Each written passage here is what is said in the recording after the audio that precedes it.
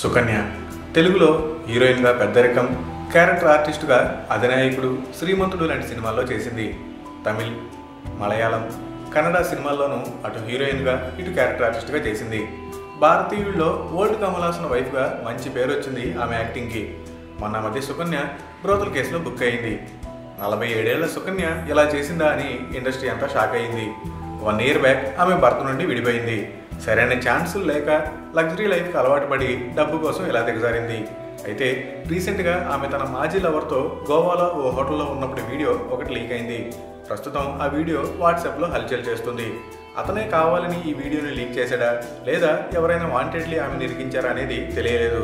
కాకపోతే ఆ వీడియో సుకన్యతో రిలేషన్లో ఉన్నప్పుడు తీసిందని, ఇప్పుడు ఆమెతో విభేదాలు రావడంతోనే లీక్ చేశాడనే మాట కూడా వినిపిస్తుంది. ఇంతకుముందు రవలి, రాశి, యమున, శ్వేతా బోస్ లాంటి హీరోయిన్స్ ఇలాంటి కేసుల్లో ఇరుక్కున్న సంగతి తెలిసిందే. నటిగానే కాకుండా సింగర్గా, భరతనాట్య కళాకారిణిగా గుర్తింపున్న సుకన్య ఇలా చేయడం ఆశ్చర్యమే. మరి ఫ్రెష్ ఫిల్మ్ అప్డేట్స్ కోసం మా ఆరెంజ్ ఫిల్మ్ న్యూస్ ఛానల్ని సబ్స్క్రైబ్ చేసుకోండి.